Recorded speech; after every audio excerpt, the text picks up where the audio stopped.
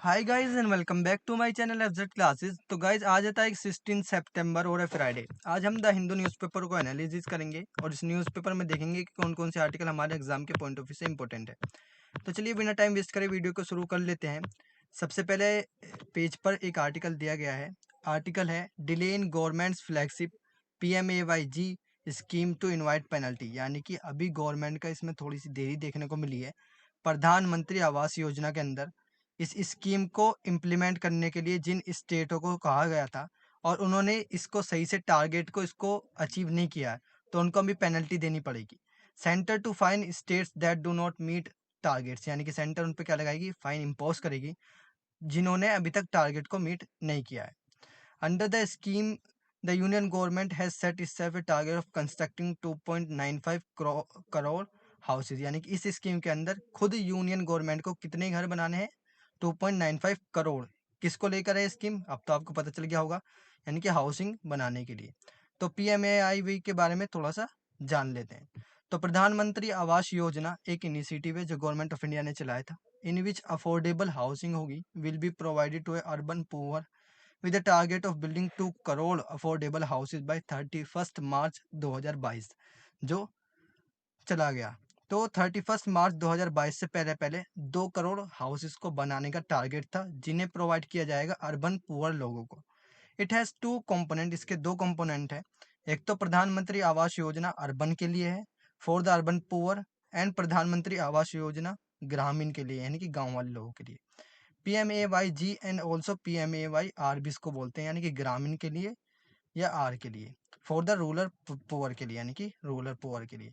Scheme को converge किया गया है with other schemes to ensure housing have and toilet, यानी कि उसके अंदर टॉयलेट भी हो हाउस के अंदर।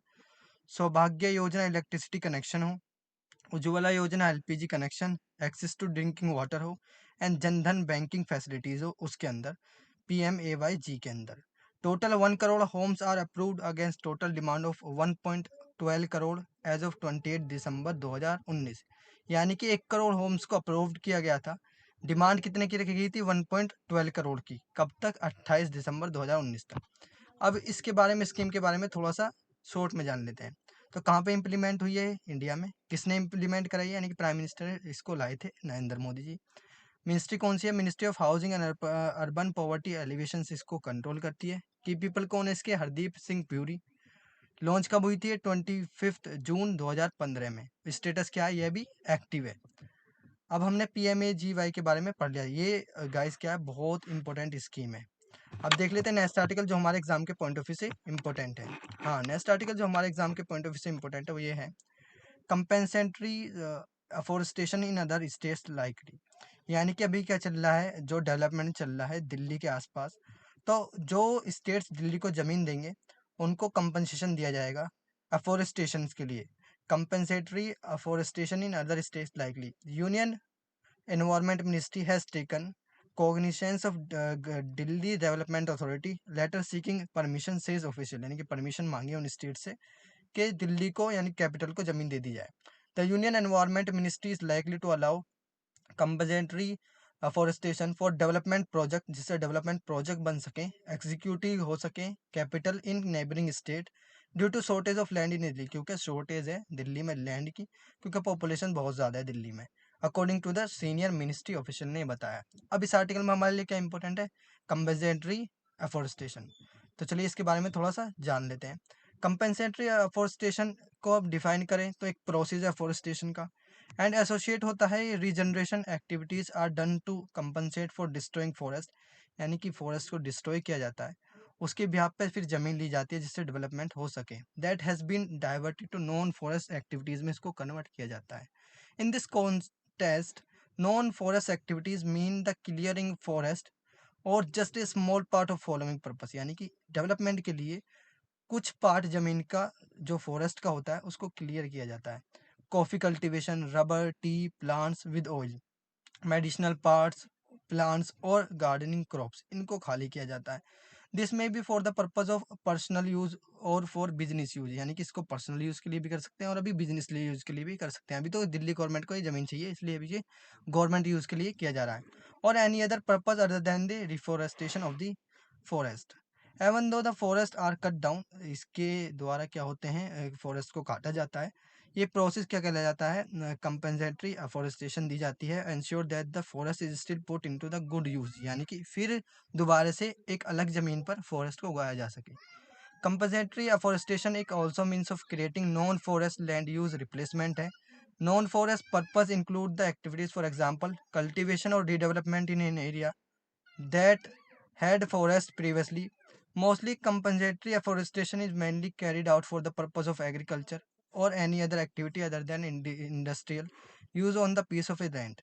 Compensatory afforestation is not applied to activities of management of the wildlife, development activities, conservation of the environment and management of the forest. For example, fencing, construction of bridges, इनको बनाने के लिए दी जाती है compensatory afforestation, and channels constructions को बनाने के लिए the organization that is baked the project is one that incurs all the cost of compensating a forest. अब इसके बारे में थोड़ा शॉर्ट में जान लेते हैं। कंपनसेटरी एफोरेस्टेशन क्या है, the process of forestation and the regeneration activities, यानी कि एफोरेस्टेशन हो फिर उसका रीजनरेशन हो।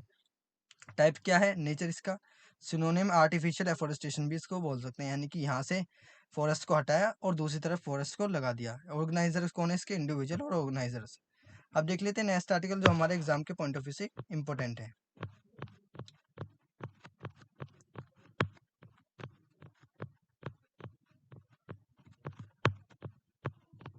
हाँ, तो नेक्स्ट आर्टिकल जो हमारे एग्जाम के पॉइंट ऑफ व्यू से इंपॉर्टेंट है वो 10th पेज पर दिया गया है। इसमें क्या दिया गया है, demolitions of resort begins in Kerala island. Kerala में एक आइसलैंड है जिसका नाम है नेदी यतुरुथु आइसलैंड। उस पर क्या हो रहा है, उस पर जो रिजॉर्ट बना हुआ है, रिजॉर्ट का नाम क्या है, कैपिको रिजॉर्ट, तो उसको भी डेमोलिश किया जा रहा है। क्यों डेमोलिश किया जा रहा है, क्योंकि वो इलीगल बना हुआ है। Among buildings to be raze include 54 villas demolish होंगे और मेन ब्लॉक भी उसका डेमोलिश होगा। ये कहाँ पर बना हुआ है, वेम्बेनेद लेक पर ये बना हुआ है। तो हमने क्या क्या जान लिया इसमें, एक तो क्या है, नैदी यतुरुथु आइसलैंड है जिस पर केरला के पास ये बना हुआ है, और वेम्बेनेद लेक पर ये बना हुआ है। और कौन सा रिजोर्ट है, कैपिको रिजोर्ट्स। तो इसको आपको थोड़ा सा याद रखना है क्योंकि अभी ये क्या होगा, आगे भी आता रहेगा, तो उसको हम वहाँ पर कवर कर लेंगे। अब देख लेते हैं नेक्स्ट आर्टिकल जो हमारे एग्जाम के पॉइंट ऑफ व्यू से इंपॉर्टेंट है। हाँ, नेक्स्ट आर्टिकल जो हमारे एग्जाम के पॉइंट ऑफ व्यू से इंपॉर्टेंट है वो कंटेस्ट एंड कंटेस्ट पर दिया गया है 14th पेज पर। एक्सप्लेनर में बताया गया है the eastern economic forum and India's balancing act. Eastern जो इकोनॉमिक फोरम है ये रशिया की है, रशिया और इंडिया के यहाँ पर बैलेंसिंग करने के ऊपर बात हो रही है, यानी कि किस तरीके से रिलेशन बैलेंस हो, किस चीज में, इंडस्ट्री में। Eastern Economic Forums and India's balancing act. What are the benefit of investing in Russian far east, यानी कि ये एक वहाँ की कंपनी है जिसमें क्या हो, इंडियन इन्वेस्टमेंट करें तो उससे क्या बेनिफिट मिल सकता है। Which all country are currently investing in the region, यानी कि कौन कौन सी कंट्रीज हैं जो इसमें इन्वेस्ट कर चुकी हैं। तो नंबर ऑफ एग्रीमेंट साइन हुए थे एट ईस्टर्न इकोनॉमिक फोरम में, जिसमें इंडस्ट्री और कंस्ट्रक्शन 12% कंट्रीब्यूट करती है। इन्वेस्टमेंट और बैंकिंग कितने percent, 7%। High technology and telecommunication 7%। Environment and nature protection 6%। International cooperation 6%। Socio economic development of region 33%, सबसे ज़्यादा ये देखने को मिल जाएगा। और एजुकेशन और साइंस कितने प्रमोट करती हैं इसको, 15%।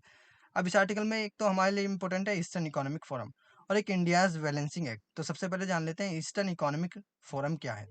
तो ईस्टर्न इकोनॉमिक फोरम के बारे में एक बात करें तो एक इंटरनेशनल फोरम है, held each year in Vladivostok Russia में देखने को मिल जाएगी, for the purpose of encouraging foreign investment in the Russian far east, यानी कि रशियन फार ईस्ट में फॉरेन इन्वेस्टमेंट हो, इसलिए ये ईस्टर्न इकोनॉमिक फोरम को बनाया गया है। रशियन फार ईस्ट में क्या हो, फॉरेन इन्वेस्टमेंट हो, इसलिए ईस्टर्न इकोनॉमिक फोरम को बनाया गया। It is held each year since 2015 सितंबर से ईच ईयर हेल्ड होती है, यानी कि मिलती है at the far eastern federal university में इन व्लादिवोस्टॉक रशिया में। The Japanese prime minister has attended his forum, यानी कि जापानीज प्राइम मिनिस्टर ने इसकी फॉर्म को अटेंड किया था 2017 में।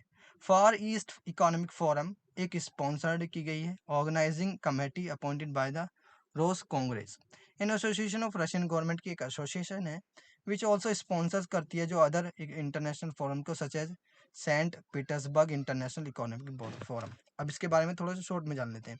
तो इस फोरम की कब फॉर्मेशन हुई थी? 2015 में। हेडक्वार्टर इसका व्लादिवोस्टोक रशिया में देखने को मिल जाएगा। लोकेशन क्या है इसकी? फार ईस्टर्न फेडरल यूनिवर्सिटी। कहाँ पर? फार ईस्टर्न फेडरल यूनिवर्सिटी। रीजन कौन सा है? रशियन फार ईस्ट। अब देख लेते हैं नेक्स्ट आर्टिकल जो हमारे एग्जाम के पॉइंट ऑफ व्यू से इम्पोर्टेंट है।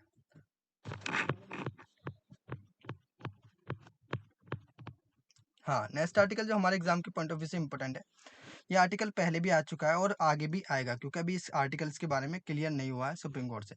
वाई कांट इकोनॉमिक क्राइटेरिया भी यूज फॉर कोटा, यानी कि ईडब्ल्यूएस के लिए जो कोटे की बात की गई है, तो उसके लिए सुप्रीम कोर्ट ने पूछा है कि क्यों इकोनॉमिक क्राइटेरिया यूज नहीं हो सकता कोटा देने के लिए, किस चीज को? ईडब्ल्यूएस को, यानी कि इकोनॉमिक वीकर सेक्शंस के लिए। Constitution bench hearing petitions against amendment, यानी कि कॉन्स्टिट्यूशन बेंच ने क्या करा है? पिटिशन डाली है किसके अगेंस्ट? अमेंडमेंट के against. What is so principally so fundamentally wrong in singling out economic criteria for grant of reservation, यानी कि सुप्रीम कोर्ट ने पूछा कि क्यों इकोनॉमिक क्राइटेरिया जो है, यानी कि इकोनॉमिक वीकर सेक्शन कौन कहलाएंगे जिनके 8 लाख रुपए एनुअल इनकम से कम होगी, तो उसको क्यों नहीं ऐड किया जा सकता ईडब्ल्यूएस कोटा में? तो ये बताया गया है कि economic criteria for grant of reservation, a constitution bench of the supreme court headed by chief justice of India, जो अभी नहीं बने हैं, यूयू ललित, आज on it's third day of the hearing petition, challenging किया उन्होंने 103rd कॉन्स्टिट्यूशन अमेंडमेंट एक्ट को, जो इंट्रोड्यूस करता है 10% Kota for economic weaker section के लिए। यानी कि 103rd amendment constitution amendment act क्या इंट्रोड्यूस करता है कि 10% रिजर्वेशन मिले किसको? ईडब्ल्यूएस को। What is so principally so fundamentally wrong in singling out an economic criteria for reservation? ये पूछा है कि क्यों हम उसको ऐड नहीं कर सकते हैं उनके इनकम, उनके इकोनॉमिक क्राइटेरिया को। तो अभी इस आर्टिकल में हमारे लिए क्या इंपॉर्टेंट है, यानी कि ईडब्ल्यूएस। ईडब्ल्यूएस क्या होती हैं? तो ईडब्ल्यूएस के बारे में थोड़ा सा जान लें। ईडब्ल्यूएस किसके अंडर आती हैं उसको भी थोड़ा सा जान लेते हैं। यानी कि ईडब्ल्यूएस इकोनॉमिक वीकर सेक्शन को हम कैसे स्पेसिफाई करेंगे? तो इकोनॉमिक वीकर सेक्शन इंडिया में एक सब कैटेगरी है पीपल की, जिनकी एनुअल फैमिली इनकम कितनी होनी चाहिए? 8 लाख से नीचे। अभी जैसे मैंने बताया था, 8 लाख से इनकी उनकी क्या होनी चाहिए? फैमिली इनकम होनी चाहिए। And who do not belong to an category such as, जो एससी एसटी और ओबीसी से क्या हो? बिलोंग ना करें, उनको हम बोलेंगे इकोनॉमिक वीकर सेक्शन। सबसे पहले तो उनकी फैमिली की 8 लाख से कम इनकम होनी चाहिए। दूसरी, वो एससी एसटी और ओबीसी में क्या करें? कैटेगरी में बिलोंग ना करें। नोट टू एमबीसी इन तमिलनाडु, यानी कि एमबीसी में भी वो बिलोंग ना करें तमिलनाडु में जो है। A candidate who does not fall under SC, ST, OBC and fulfills the EWS economic criteria are to be part of EWS category. जो भी पर्सन SC, ST और OBC में नहीं आएगा एंड फुलफिल करेगा EWS इकोनॉमिक क्राइटेरिया को, तो EWS category का पार्ट होगा। अब इसकी थोड़ी सी हिस्ट्री देख लेते हैं। ऑन 7 जनवरी 2019 में यूनियन काउंसिल ऑफ मिनिस्टर ने अप्रूव किया था कि हम 10% रिजर्वेशन देंगे गवर्नमेंट जॉब में और एजुकेशनल इंस्टीट्यूशन में। किसके लिए? इकोनॉमिक वीकर सेक्शन को। कब किया था? 7 जनवरी 2019 में। ईडब्ल्यूएस इन जनरल कैटेगरी में द कैबिनेट ने डिसाइड किया था that is this would be over and about the existing 50% reservation SC ST OBC category, यानी कि उनसे अलग होगा 10% रिजर्वेशन जो पहले ही दे चुकी है गवर्नमेंट एससी एसटी और ओबीसी को 50%।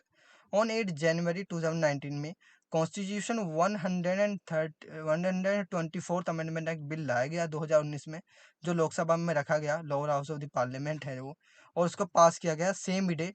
Bill was pass by the upper house भी किया ने भी इसको क्या कर दिया, राज्यसभा ने भी उसको पास कर दिया 9 जनवरी को। प्रेसिडेंट रामनाथ कोविंद ने उसमें एसेंट दे दिया, तो यानी कि पास कर दिया उसको भी बिल ऑन 12 जनवरी 2019 में। एंड गैजेट को रिलीज कर दिया गया बिल के लिए, जिसमें जिस जो फिर क्या हो गया, ये एक्ट बन गया, लॉ बन गया। कमिंग इन टू फोर्स में कब आया? 14 जनवरी 2019 में। 103rd अमेंडमेंट है जी, इसको ही चैलेंज किया गया है। 103rd amendment of the constitution को अमेंड किया गया आर्टिकल्स 15 के सब क्लॉज 6 में और 16 के सब क्लॉज 6 में of the constitution of India. इसमें परमिट दे दी गई कि 10% रिजर्वेशन मिलेगा किसको? ईडब्ल्यूएस कैटेगरी को। A number of state cabinet approved किए थे इस लॉ को, यानी कि स्टेट में जो कैबिनेट है उसने भी इसको लॉ को क्या कर दिया था? अप्रूव कर दिया था। Announce their intention to implement the 10% EWS reservation. कोई दिक्कत नहीं है, दे सकते हैं।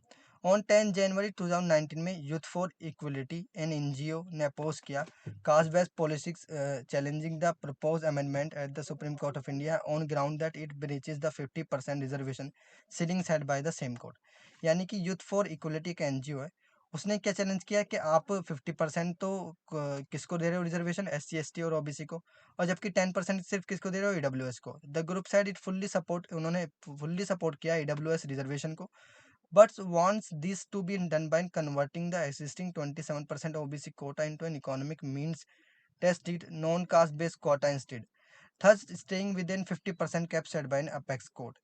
Conversely, leaders of backward classes welfare groups also approached the Supreme Court, opposing reservations for EWS group altogether, arguing that EWS group did not meet the reservation criteria that the same court had specified in an earlier case. On 25 जनवरी 2019 में supreme court ने refuse कर दिया, लेकिन वो उन्होंने कह दिया कि हम 10% रिजर्वेशन पर ही रहेंगे जनरल में EWS कैटेगरी के लिए in government jobs and education institute में। ऑन 6 अगस्त 2020 में कोर्ट ने डिसाइड कर एक 5 मेंबर बेंच बनाई जाएगी जो कि इस केस को सुनेगी। तो उस बेंच को लेकर ही भी बात चली है। उस बेंच में कह रहा है सुप्रीम कोर्ट कि क्यों हम उसको नहीं, इकोनॉमिक क्राइटेरिया को नहीं ले सकते EWS कैटेगरी के लिए।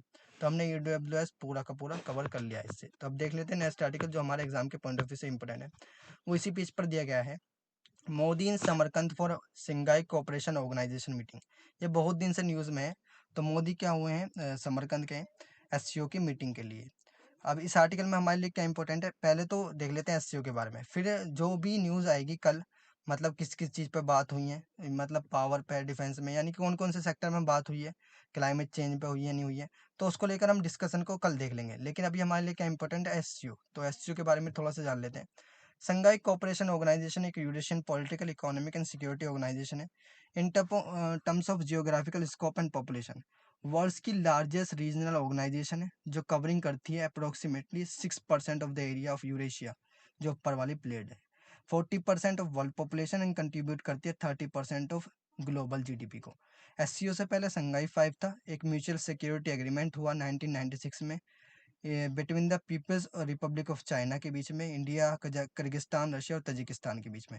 ऑन 15 जून 2001 में लीडर्स को इन नेशंस के उज्बेकिस्तान में मिले और Shanghai to announce a new organisation with deeper political and economic cooperation, यानी कि संघाई को बनाने पर बात चली थी। SCO चार्टर साइन हुआ 7 जुलाई 2002 में एंड फोर्स में कब हुआ, 19 सितंबर 2003 में। Its membership has since expanded to 9 states के मेंबर बन गए उसके बाद। चाइना और इंडिया और पाकिस्तान ने कब ज्वाइन किया इसको, 9 जून 2017 में। तो क्वेश्चन बन सकता है कि SCO के मेंबर क्या इंडिया और पाकिस्तान है? हाँ, तो इंडिया और पाकिस्तान क्या है, SCO के मेंबर हैं। एंड ईरान ज्वाइनिंग ऑन 15 सितंबर 2022 में ईरान ने इसको ज्वाइन किया। सेवरल कंट्रीज इंगेज हुई हैं एज ऑब्जर्वर और डायलॉग पार्टनर इससे। SCO को गवर्न कौन करता है, heads of state council is एक सुप्रीम डिसीजन मेकिंग बॉडी है जो एक साल में एक बार मिलती है। अब इसके बारे में थोड़ा शॉर्ट में जान लेते हैं। तो एब्रीवेशन क्या है इसका, SCO। प्रेडेसर कौन है, इससे पहले कौन थे, संघाई 5। फॉर्मेशन 15 जून 2001 में। टाइप क्या है, mutual security political and economic alliance है। हेडक्वार्टर बीजिंग चाइना में देखने को मिल जाएगा। मेंबरशिप कौन है इसके, state China, India, Iran, Kazakhstan, Kyrgyzstan, Pakistan, Russia, Tajikistan, Uzbekistan. Observers कौन है, Afghanistan, Belarus, Mongolia. Dialogue partners कौन है इसके, Armenia, Azerbaijan, Cambodia, Egypt, Nepal, Qatar, Sri Lanka, तुर्की। और गैस अटेंडीज कौन है इसके, एशियानसिस, तुर्कमेनिस्तान, UN। और ऑफिशियल लैंग्वेज तो बहुत इंपॉर्टेंट है, चाइनीज और रशियन। अब देख लेते हैं नेक्स्ट आर्टिकल जो हमारे एग्जाम के पॉइंट ऑफ व्यू से इंपॉर्टेंट है। हाँ, नेक्स्ट आर्टिकल जो हमारे एग्जाम के पॉइंट ऑफ व्यू से इंपॉर्टेंट है वो दिया गया है 18th पेज पर। तो चलिए इसके बारे में थोड़ा सा जान लेते हैं।